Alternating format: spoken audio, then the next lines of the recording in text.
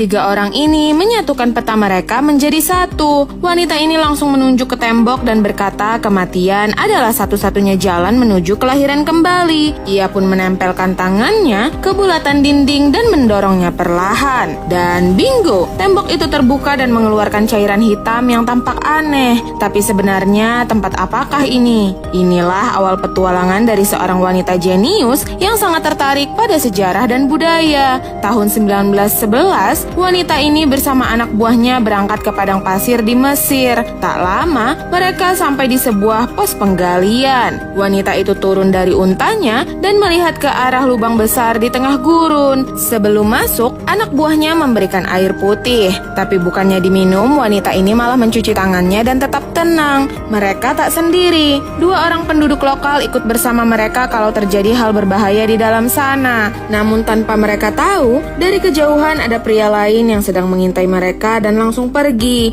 Mereka pun masuk ke dalam lubang itu lewat tangga panjang yang sudah disiapkan. Di bawah sana ada ruangan gelap yang sangat luas. Wanita ini yakin tempat ini adalah ruangan pembalseman tempat mayat dipersiapkan menjadi mumi. Ia menjelaskan bahwa perut mumi dibelah, organ dalamnya diletakkan di meja batu itu, lalu dibungkus kain seperti apa yang ada di depan mereka. Mayat kemudian diputar dalam alat khusus hingga siap untuk dimakamkan. Tiba-tiba salah satu pria melihat sesuatu dan langsung memanggil wanita itu. Mereka menemukan daging yang sudah lama dicari selama ini. Wanita itu pun menyuruh dua pria lokal tadi untuk membuka peta mereka. Saat digabungkan, peta itu menunjuk ke suatu tempat di ruangan. Ia menekan bulatan di dinding dan seketika terbukalah dinding itu ke atas. Tapi bersamaan dengan itu mengalirlah cairan hitam yang mencurigakan. Dan dari sinilah masalah dimulai. Wanita itu melangkah mundur dan tiba-tiba dua pria lokal itu menodongkan pistol padanya. Mereka ternyata berkhianat dan ingin mengambil semua harta karun sendirian. Tapi wanita ini tetap tenang dan berkata mereka tak akan bisa masuk tanpa bantuannya. Ia berjalan ke arah meja dan mulai mencari sesuatu. Sementara itu salah satu pria tadi menyentuh cairan hitam itu dengan tangannya. Tiba-tiba temannya menyalakan korek api dan membuat cairan itu terbakar. Rupanya cairan itu adalah campuran oli dan minyak tanah untuk proses mumifikasi. Karena ketakutan mereka meminta maaf dan akhirnya sepakat untuk berbagi. Tapi kejutan belum selesai. Wanita itu mengambil pasir dan menuangkannya ke sebuah cawan di meja. Dan bingo, sebuah pintu rahasia terbuka di bawah ruangan itu. Meja itu juga bergerak seperti cermin dan memantulkan cahaya matahari ke jalan rahasia yang baru terbuka.